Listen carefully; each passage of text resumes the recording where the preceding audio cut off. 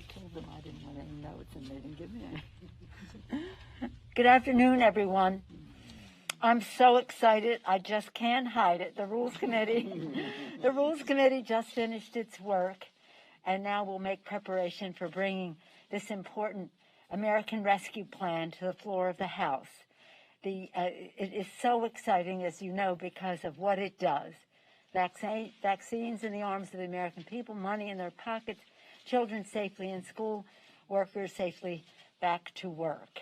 It's a remarkable, historic, transformative piece of legislation which goes a very long way to crushing the virus and solving our economic crisis. It's interesting to me to see what I'm hearing on the floor during the PRO Act debate, how the Republicans are talking about their tax scam. $1.9 trillion in their tax scam. 83% of the benefits to the top 1%. And this bill, same amount of money, $1.9 trillion, overwhelmingly helping America's working families.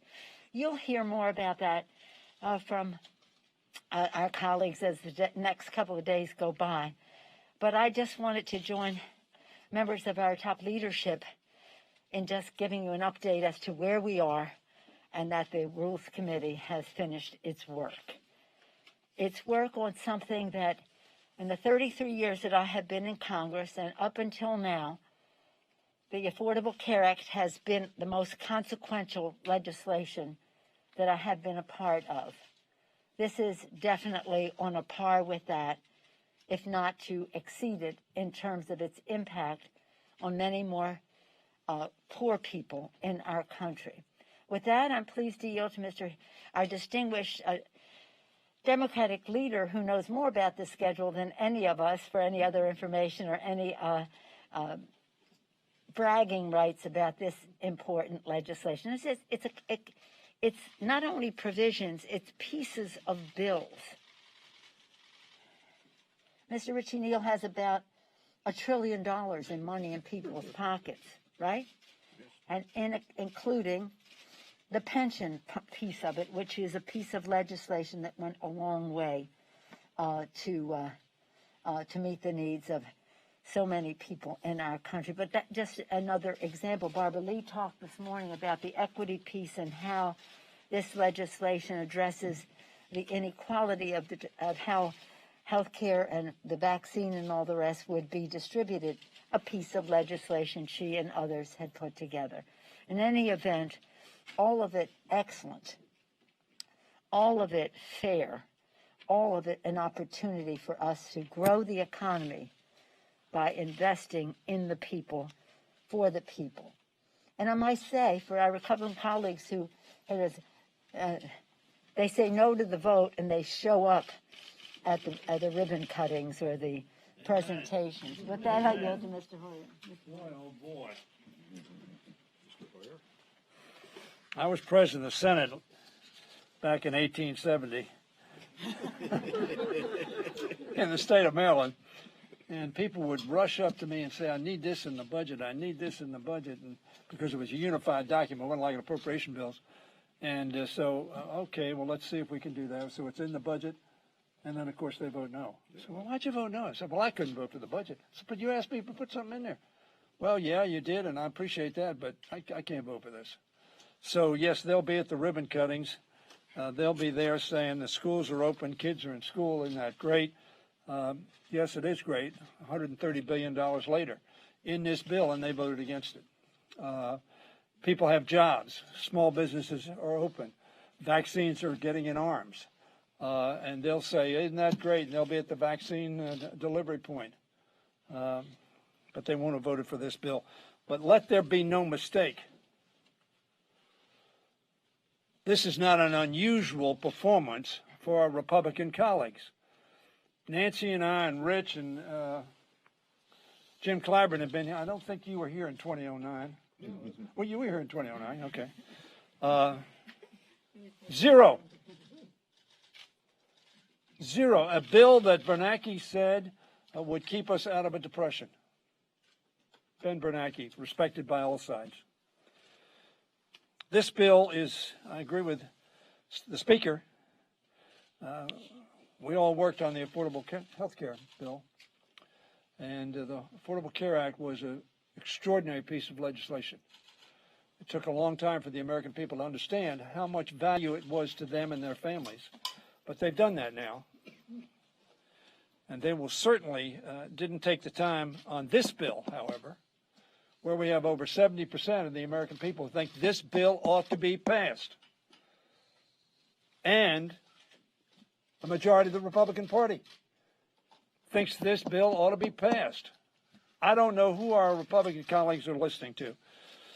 But let me say, and my job is sort of focus in on the economy, the economic need for this bill.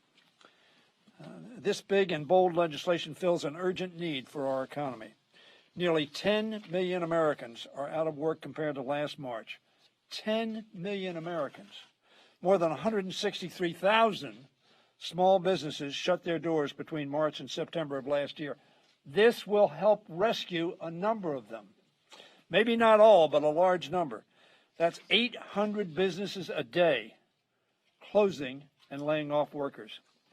The Senate's now taken action. The House will pass this bill tomorrow and send it to the President's desk. Economists and public health experts agree that we need substantial relief. This is not of controversy in the economic community. They know that we need this. It's not just another temporary relief measure like the ones enacted under the Trump administration, which, by the way, 5 bills passed in a bipartisan fashion. What was the difference? One difference.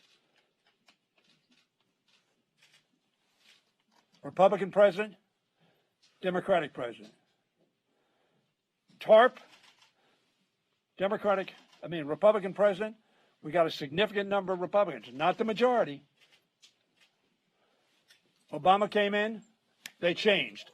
Had nothing to do with substance and everything to do with politics. Mark Zandi, chief economist at Moody's Analytics, said that we need a plan to, quote, get to the other side of this crisis. This not only gets us to the other side of the crisis, it really starts healing the wounds that have been caused by this crisis. A joint analysis conducted by Brookings and the Hamilton Project showed that the American Rescue Plan would bring a 4% growth in GDP. That's growth. Many years we haven't had 4% GDP. This is growth in the GDP. This year, but that without this bill, real GDP would, quote, remain below the pre-pandemic level for the next several years. That's why the American people are for this bill. They may not know the specifics of it, but their gut tells them America needs this bill. That's why this bill provides families and small businesses the relief they need to stay afloat until we defeat this pandemic. Once this bill is passed, as it will be tomorrow and sent to the President, we will send it to President Biden to be signed into law so that the administration can get these resources out to communities to help businesses reopen safely, to help Americans until they can get back to work, and kids back in school, and shots in arms. This bill is an extraordinary piece of legislation that will make an extraordinary difference in the health and well-being of Americans and America. It's now my privilege to yield to somebody who's been a fighter all his life for little people, for people who need a voice, who people needed a strong person to stand up and say, look at them and help them, make them have a better life in pursuit of happiness. My friend Jim Clyburn of South Carolina. Thank you very much, Mr. Leader, Madam Speaker, and my other distinguished colleagues. I don't think the headline that we saw in the Washington Post this morning is hyperbole by any means.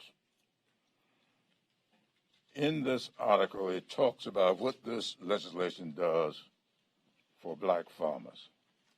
And it went on to say, this may be the biggest help that black farmers have gotten since the Civil Rights Act. Now, all we have to do is take a hard look at the legislation, and you will see exactly what they're talking about. Now, a lot of times we talk about 1890. Now, I know what the 1890 program is. It's a reference to black colleges in the former slave states. We all remember, I think the speaker has talked about this several times, about Abraham Lincoln signed the land grant legislation.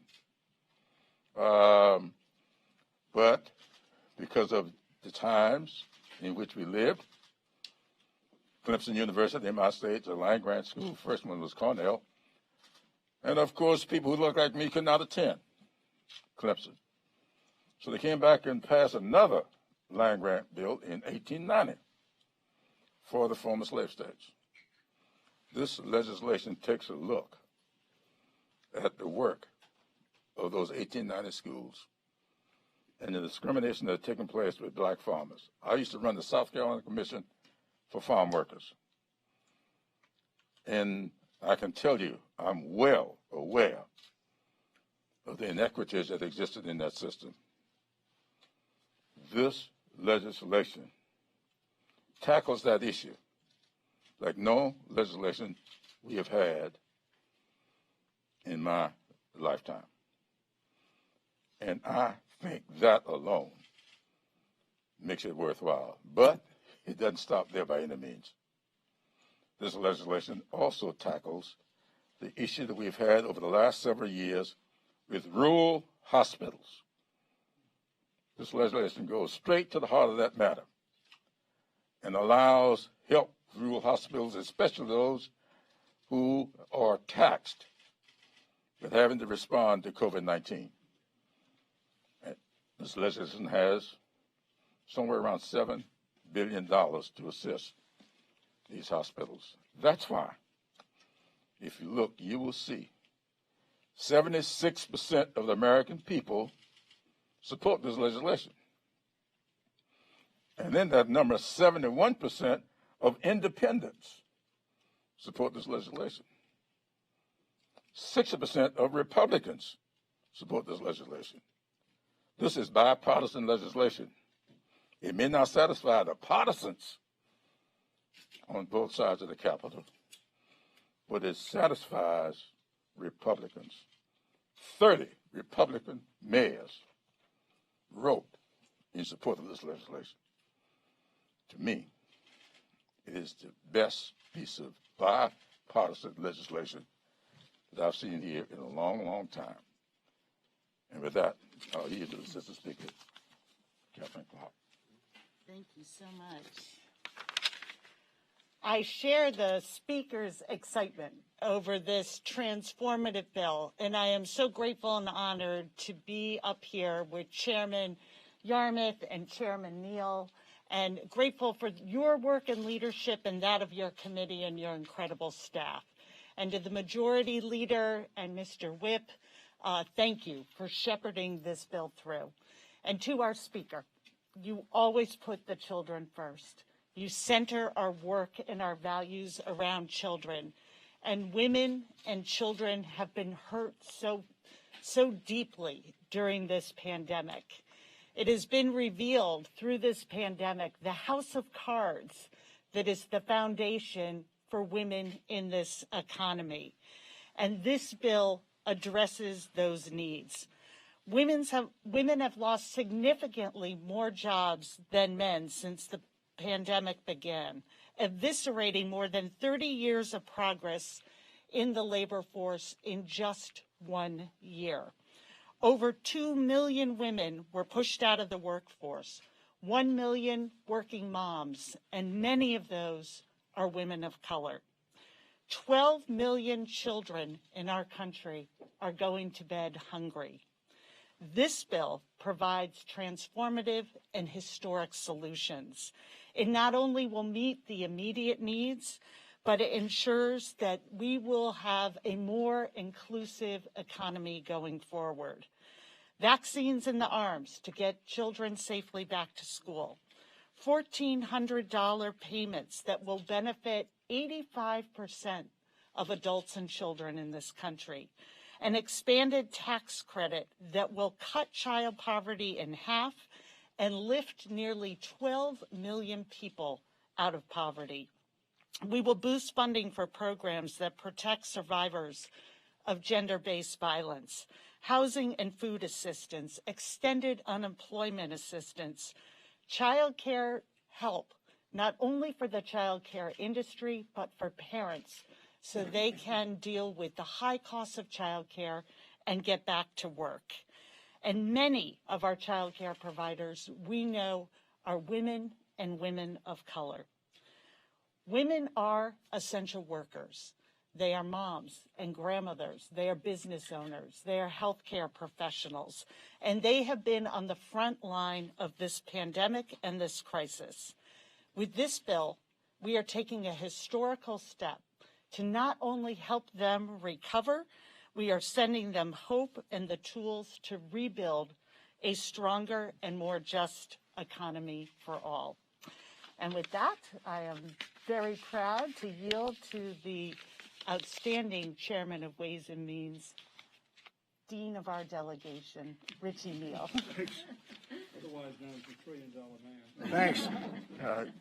And I want to begin by thanking the Speaker for the confidence that she exhibited in the Ways and Means Committee, and thank the members of the Ways and Means Committee and their staff assignments. This is seismic legislation, and we're on the eve now of voting it out of the House, awaiting the President's signature. As I heard Stinney and the Speaker talk about members of Congress and elected officials in a lot of purviews, would they find it easy to be at the groundbreaking and the ribbon cutting and they vote against the expenditure? It caused me a moment of nostalgia because I joined the committee when Mr. Rostenkowski was the chairman. So what he would do is, if he put the item in for you and then you voted against the bill, he just took it out. No hearings, no nothing, he just took it out. And I think that we need to call attention to those members who take advantage of the legislation, because I don't know that the 10 most consequential votes that I've had in the 33 years that I've been here now, that there'll be anything I will do that'll be more important than this. On the child credit, on the earned income tax credit, child care credit, the retention tax credit, unemployment insurance, the checks of equity that will go out as well. These provisions are going to change lives. It addresses the issue of income inequality. 20% of the American people at the bottom end are going to directly benefit from this immediately. That's how important, again, and how consequential this legislation is. When you look at the numbers of what we were able to do in the committee on the Affordable Care Act, extending these price supports to members of the American family, and something I'm really proud of, and I want to say this again, the Speaker's reinforcement on this, what we did with the multi-employer pension plans. 500 plans will be saved across the country. We added decades to the solvency of the Pension Benefit Guaranty Corporation. And for those that don't know what that is, that's the backstop for the American pension system. When you think of people that are 75 or 76 or, well, maybe into their 80s and 90s, to be told that their pensions were going to be cut by 40 or 50%, this was not about malfeasance. This was not about corruption. It was about factors of the marketplace: mergers, acquisitions, and deregulation. This is a huge victory, and I'm very proud of it. So we're delivering on our promises, and I can't wait until tomorrow morning.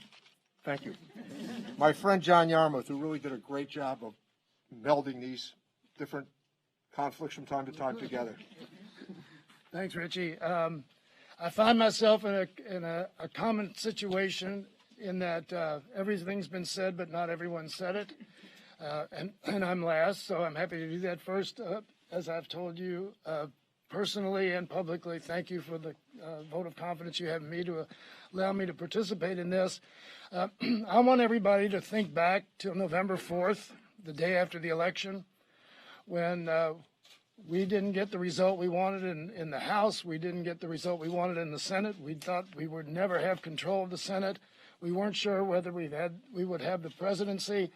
And here, just a few months later, we're about to pass one of the most consequential pieces of legislation in modern history. It's nothing short of a miracle that we have gotten to this point. And what I am so thrilled about and so excited to have been a part of is that while I know there's a narrative out there that Democrats are in disarray and nowhere else in Washington could a 269-2 vote be considered a party in disarray if you had the Senate and House together. But we have come together as a party in the Congress to do something monumental, but something that also clearly reflects our values as a party. A commitment to using government to improve the lives of as many people as possible. And I just got out of the Rules Committee testifying before Rules, and it was almost comical to listen to the Republicans try to come up with the appropriate attack on this legislation. They're having a hard time doing it because, again, they voted for most of this a number of times. But one of the attacks was Bernie Sanders just said this was one of the most progressive pieces of legislation ever passed. So they're trying to tie Bernie Sanders around it. Well, of course it is. And the reason it is progressive is because there isn't a dollar in this bill that goes to the richest Americans. Not a dollar. 70% of it goes to low and moderate income Americans to help them deal with the economic tragedy of this pandemic. A very small amount goes to small businesses, an important amount, but a small amount. A very large amount goes to state, city, and local, county and local governments to help them deal with the added costs of the COVID, with lost revenues, and with giving them opportunities to help at their local level in solving some of the local problems that have resulted from the pandemic. So when we pass this bill tomorrow, I said after the Affordable Care Act that I didn't think I'd ever do anything as significant in Congress as I did that day. I'm revising my narrative now. And I think probably all of us who have been around for the last 10 years or so have maybe given up hope that we could do anything consequential again in Congress. Where we prove we can, we're all not just proud of what we're about to do, but also energized by it. And I think we have, in a sense, changed the landscape of the American people's expectations of us. And that's both an opportunity, it's a daunting challenge, but also an opportunity. And I know that we're all committed to doing everything we can to even enhance our record on that score. So once again, thrilled to be a part of it, and I turn it back to the Speaker. Thank you very much, Mr. Chairman, and we all give accolades to Mr. Yarmouth for his excellent work over the years as chair of the Budget Committee. I think I told you once before when I commended him for his great work and commended his staff and thanked him for commending his staff. In his closing remarks on the floor of the House last week, he said, was that 2 weeks now, a week and a half ago, he said, yes, the staff deserves so much credit, and so does some bourbon. So he's true to his roots. True to his roots. Oh, Kentucky bourbon. That went without saying. Let me say that the staff of the Congress, personal staff, when I say personal, individual member staff, the staffs of the committees, the staffs of the leadership offices worked relentlessly, really 24/7 on different shifts to make sure we could meet this deadline in a values-based, precise way. Because this is a very complicated bill, and it took our best talent, all hands on deck. So I salute the staff, I salute the members, I salute our chairs. As you know, I have always credited our dazzling chairs with the excellent work that they brought to the table, whether it was this bill or other legislation related to crushing the virus and saving the lives and livelihoods of the American people. But having said that, I want to commend Chuck Schumer and the Democrats in the Senate for passing a very fine bill, very much like ours, some tweaks, but nonetheless, they did a great job in the Senate. But my praise right now goes to the President of the United States, Joe Biden. This is the Biden American Rescue Plan. It will be followed by the American Recovery Plan. And it's about just that, saving lives and livelihoods and giving people hope for the future. His presidency does just that. This legislation is a reflection of his values. Now, it looks a lot like our Heroes Bill. We had quite a bit of this in our Heroes Bill, but I'm so glad our shared values, plus enhanced by vaccines and so many other advances that are there, we couldn't be prouder than to be associated with him in this. And it's so sad because in all of the bills, as Mr. Hoyer said, we've had bipartisanship signed by the president. We have a Democratic president. All of a sudden, many of the same features of those other bills, in one size or another, are in this bill, and the Republicans have decided they cannot be for it. That's unfortunate. As I said, they'll take some credit for it in their districts, but we'll have more to say about that. But I do want to say this. I said earlier that there's some legislation, like the Butch-Lewis Act, that was so much a part of the pension bill, and the equities legislation that Mr. Clyburn was so much a part of with the Congressional Black Caucus and the Hispanic Caucus and the Asian Pacific Caucus, shaping so that we have fairness in how the vaccines, et cetera, are distributed and other aspects of outreach for health. I just want to mention Rosa DeLauro. This Friday, I think it is, be 18 years ago that she first introduced the child tax credit refundability bill. And here we are. We did get some of that under President Bush in a bipartisan way, and now long overdue once again. So I want to salute her in that regard. But we can go on, and we will. We'll have so many presentations about this to praise our members, because they all made a valuable contribution to this. And we all are grateful to the President of the United States for his great leadership. Any questions? Yes, sir.